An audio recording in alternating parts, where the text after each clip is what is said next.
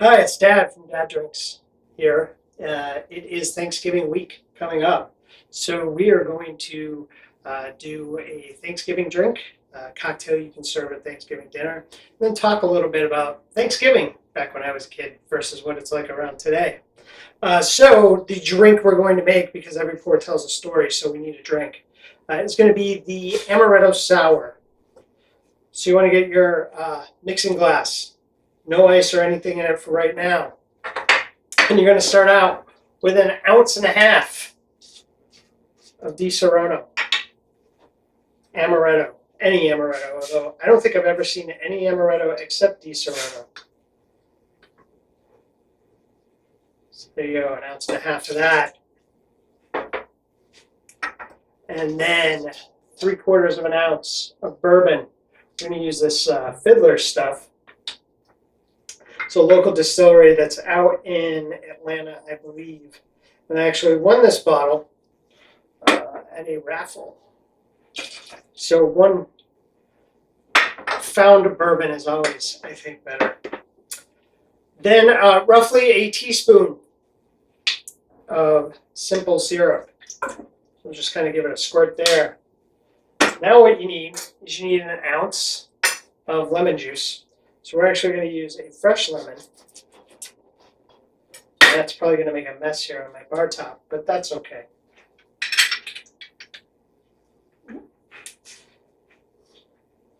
So I want to put it in the juicer. Make sure you catch all those seeds. You don't want any seeds in there. So that's about 1/2 ounce. And then we're going to hold on to the lemon because we're going to need that when we're done. And then the last ingredient is 1/2 ounce of egg whites. And then what you're going to do is it's called dry shaking. So that means there's no ice in there. And you're just going to do this for about 15 seconds. A few moments later. Then once you've done that for like roughly 15 seconds, then you're going to pour some ice in there. And you're going to shake it up with the ice. You're just going to shake it up till, it gets cold. Preferably a little bit foamy. That's why the egg's in there, the egg white. You want to get it a little bit foamy.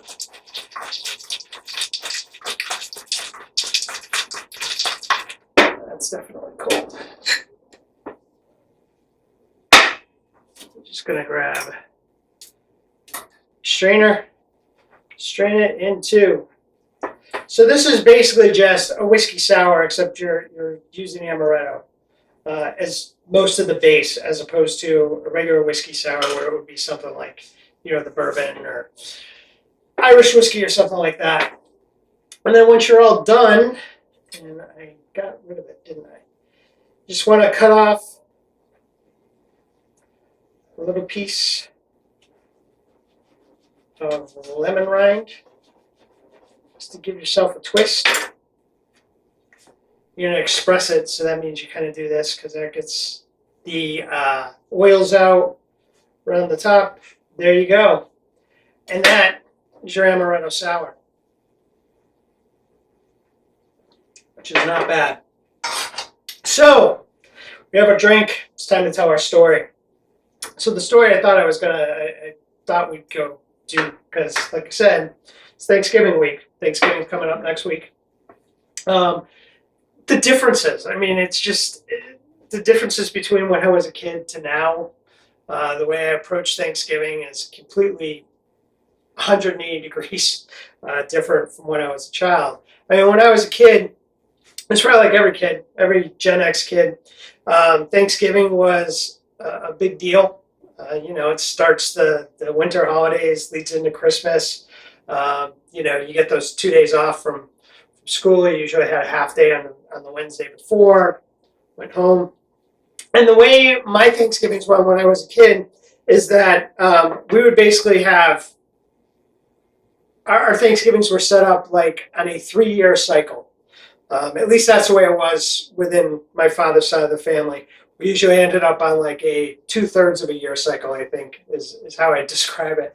But basically, 1 year out of every 3, my grandmother would host Thanksgiving at home. Now, the thing is, you have to realize that, like, my father is the oldest boy. He's the third oldest child. He's the oldest boy of 10.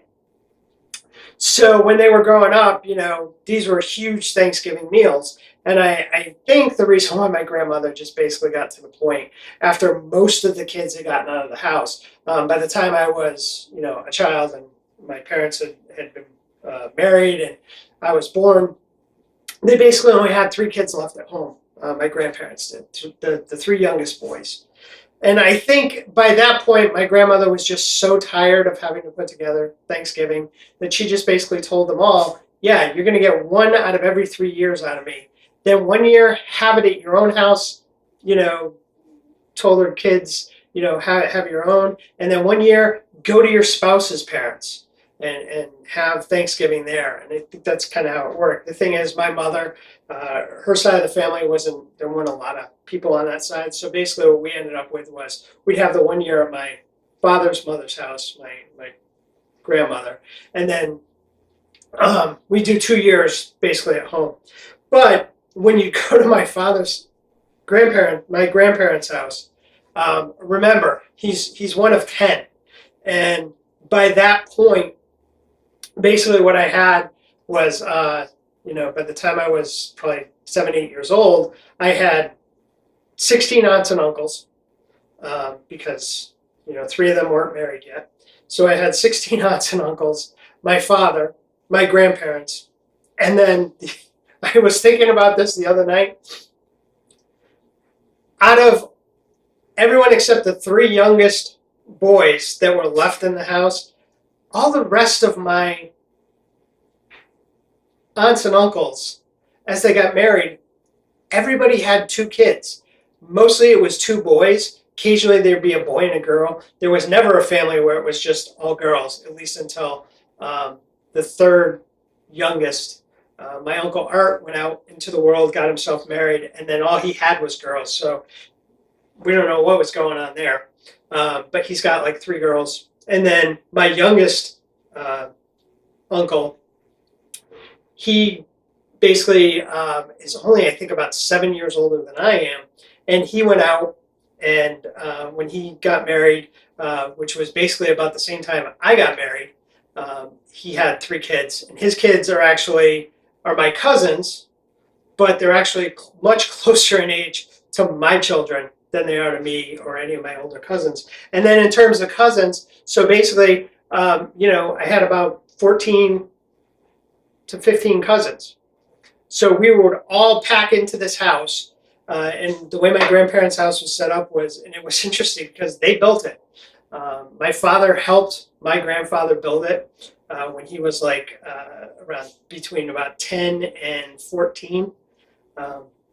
Helped my grandfather build the house.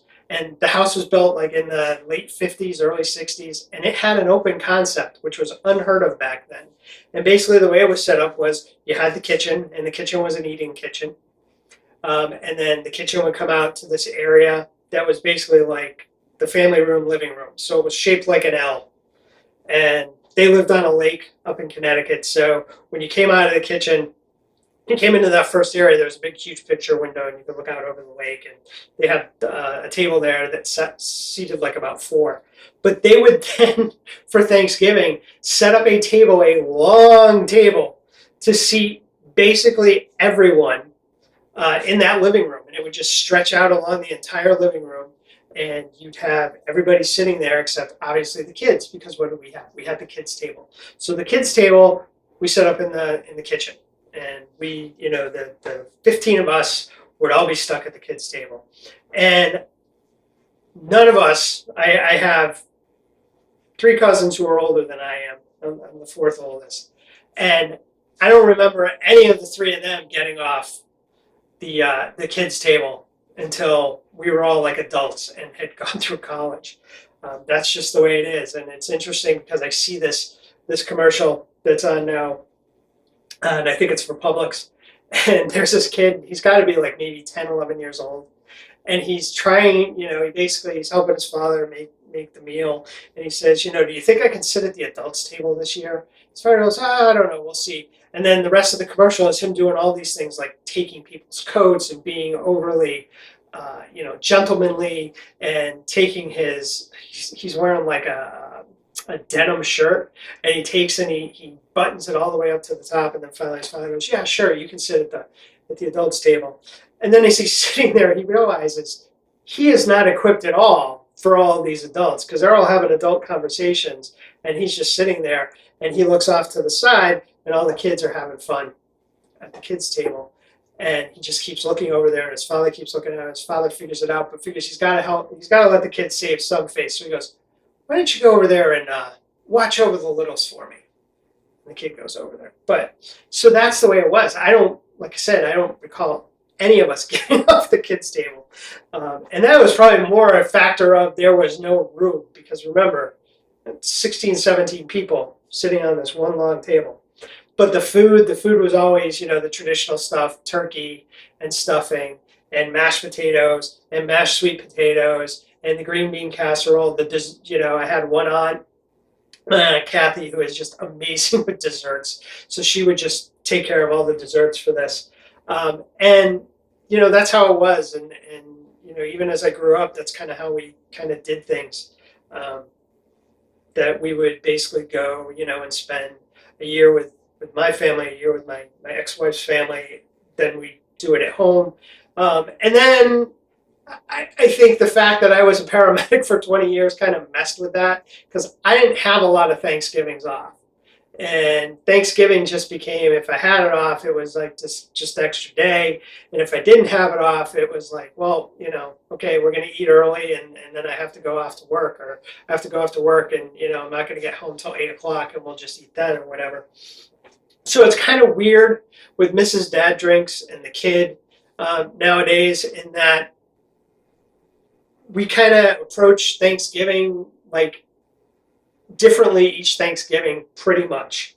Some years we go out and we'll find some place, especially here in Savannah, because it's a big tourist town, so there's a lot of places that are open on Thanksgiving, and we'll go out to someplace nice and have a nice Thanksgiving meal. Other times, we cook in. Last year, we have a barbecue place that's nearby that we go to all the time, and they had a catering deal. You buy a turkey, and they set you up with all the fixings. So instead of cooking, we just went, grabbed that, came home and did that. The one thing that we do have, at least I do, is I have my tradition of things that I do on Thanksgiving. And the first thing, of course, is to watch the Macy's Thanksgiving Day Parade.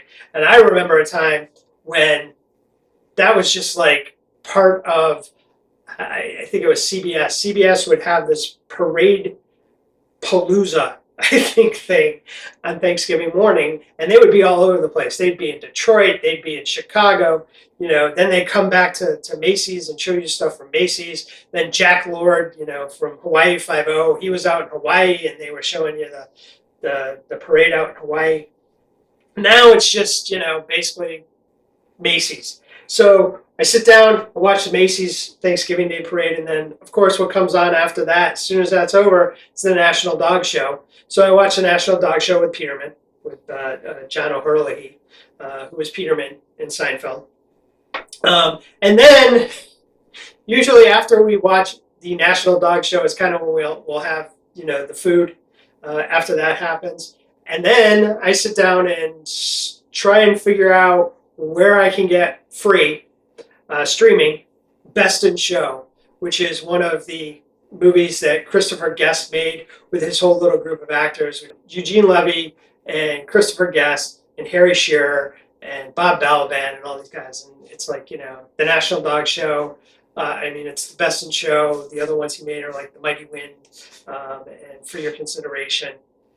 But I sit down and watch Best in Show just so I can see how much comedic value you could actually get out of the National Dog Show if you really tried. And then what we used to do, we don't do it so much now because we're in Georgia, and in Georgia they don't have blue laws like they had in Massachusetts.